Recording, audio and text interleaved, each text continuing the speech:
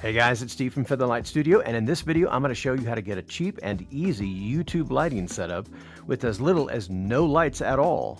Let's find out more.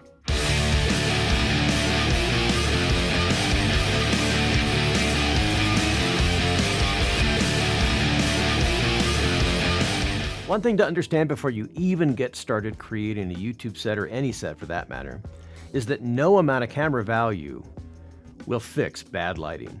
All it'll do is take a really good picture of it. And the reverse is true as well. If you have a really well-lit scene, then even an average camera or a cell phone will take a much better image in the end. If you're going to invest in anything over time, lighting makes the most sense of all. It will outlast almost every other piece of gear you buy, including your camera. Lighting's the one thing that you always use in practically every single shot. And one of the other most important things to understand is your camera's metering system. If you can understand your camera's metering tools, then you can see the image the way your camera, lens, and sensor combinations see them, not just the way it looks to your eyes. And it's easy to get fooled.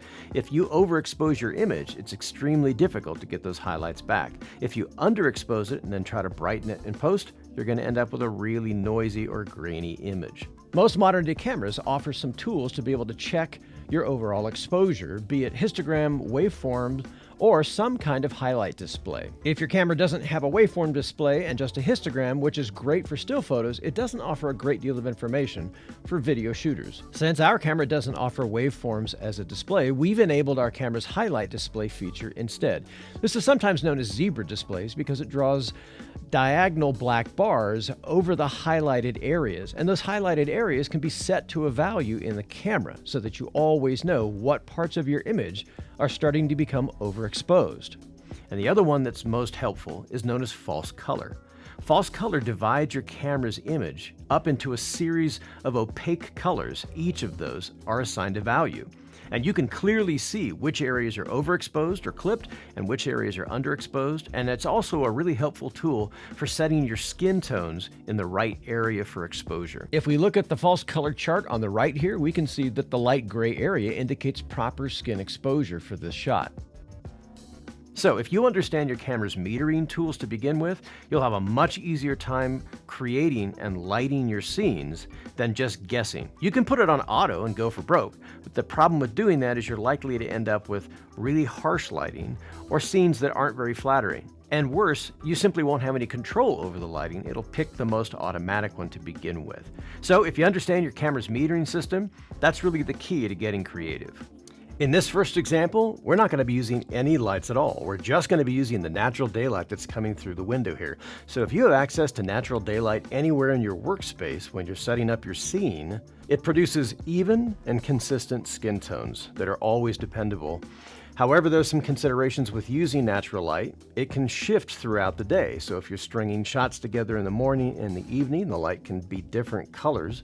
And sunlight can go in and out of clouds and intensity and things like that. So those are considerations. But as long as the light's not coming directly through the window, it produces pretty dependable results if you white balance your camera for daylight, which is 5600K. If you have strong light coming through the window, you can actually use inexpensive diffusers like we found these at Dollar Tree. We can simply attach them to the screen and that helps soften the light as well. So if you have access to daylight anywhere in your workspace, it provides consistent and dependable results and it costs nothing. In this scene example, we're still using the daylight coming through our window here, but we've also added a reflector, basically just a white piece of cardboard that's been clipped to a stand on this side. And that helps to fill in some of the shadowed areas on this side. So it gives us much more shadow detail and much more consistent and overall softer light in the exact same scene. In this particular case, we haven't changed the lighting conditions. We've just reflected more of it on this side. Still, total cost, $0. In these next few examples, we're going to start adding lighting to our set ideas, and lighting dramatically expands what's possible when it comes to lighting your YouTube sets. So we're going to be using these LED, or what are known as panel lights, because these are really cost effective. They come in two different types. One is known as bicolor, which allows you to change the temperature of the light from cooler to warmer, and the other style is known as RGB, and those produce the entire color gamut. So they really expand your creative possibilities. But the most important thing maybe of all is the fact that they're dimmable. And the fact that they're dimmable allows us to match our light intensity to other light, not just daylight, but interior light as well.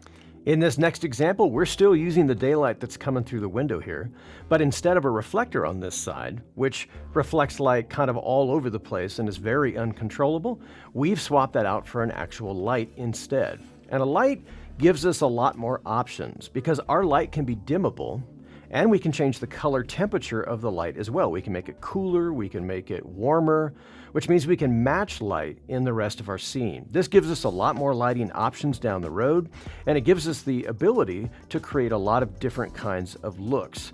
So something as simple as adding one light can really expand your overall lighting setup, especially if you're still working with daylight as your main key source. If you don't have a lot of natural light to work with and you have a background scene that's relatively interesting, you can do a scene with just one light. In this particular case, we have a key light here, and we've put a pillowcase over it just to soften up the light a little bit because one light scenes have a tendency to be pretty harsh and directional. So the drawback here is that all of the lines on our face and the hard edges and everything are emphasized, so it's not maybe the most flattering light. It can be dramatic looking, and that can be interesting as well, but as a general rule, it's harder to get a soft image using one light. It's possible, especially if we use reflectors maybe on this side, we could reflect some of that light back over to this side. So here's that same shot, only in this particular setup we have a reflector on this side that's bouncing light from our key light into the shadowed area of our faces, and this helps really smooth things out and give us a much smoother overall look to our finished shot, and we're still just using one light. So here's that same shot, but in this shot we've added an additional light on this side. And the difference between light versus just a reflector is the reflector kind of reflects light all over the place and you get a very flat and uncontrolled lighting set. In this particular case, our lights can be dimmed, and because these lights can be dimmed, we can lower the key light. And that gives us a much more controlled lighting circumstance because we can dim our fill light as well. And being able to dim both of those lights allows us to put them where we need them to be in terms of drama or fill or overall softness. So in this particular case, we're able to fill in the shadows on this side of our face, but not so flat like the reflector did. This actually gives us a much more controllable fill.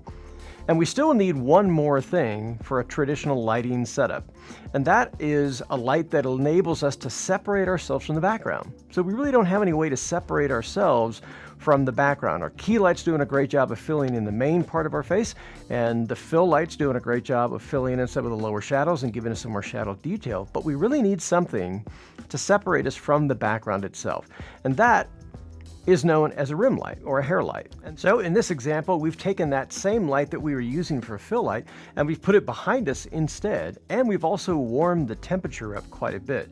Our key light is balanced for 56K or daylight, and the one behind us is actually balanced for 32, which is much, much warmer. And as a result, we get a really nice kind of warm light on the shoulder here in this area and the back of the head, and that really gives us some really nice separation from the back. And we're still just using two lights, but the advantage of having that separation back here is it's working a little bit like a fill light for part of the face, and it's doing a really good job of separating us from the background and giving us some really nice contrast in our overall scene, just using two lights. And if we wanted to stretch our dollars even farther, we could set our reflector back up to get some more of that side fill. In this third example, we brought back another light to use as a side fill light, in addition to our hair or rim light in the background that's adding detail and separation back here. And the fill light is balanced to the same temperature that our key light is, which is daylight. And overall, all three lights give us a much more even and much more controllable lighting scenario than just using reflectors and one key light. But as you saw, even if just using one light and a reflector, you can still get a pretty workable lighting scenario with just one light. And in this final variation, we've taken the light that we were using for a fill light here for the side, and we've put it in back of us for a floodlight set to a color. In this setup, we've just used our cheap dollar store reflector, and we've clipped it onto the front of our LED RGB panel light, and then we've set it to a cool color. This helps diffuse the overall background color, and it keeps some of those harsh shadows to a minimum. We still have our hair on rim light back there, and that's adding some nice definition here, which gives us some separation from the background. And we still have our main key here as well. So that adds a little bit more drama to the shot because we have a little bit more shadow here, and it emphasizes that hair and key light, but gives us a completely different look, still using the same 3 lights. It doesn't take much to add a little bit of detail and interest back there, especially if you don't have much to work with. And if you're working, for example, in maybe a bedroom or something like that that already has light-colored walls, colored lights go a long way because you can fill the entire area with color relatively easily. So there's a pretty quick and easy YouTube lighting setup that you can do with any combination of 1 up to 3 lights and make it work in your scenario. And like we talked about before, if you have natural light to work with, your lights that you have already can go even further. Hey, thanks for hanging out. If you guys learned something or if this was helpful in any way, please hit the subscription and notification bells. It really does help keep the channel going. Stay safe, be creative out there. Add something creative to the world. We'll catch you guys in the next video.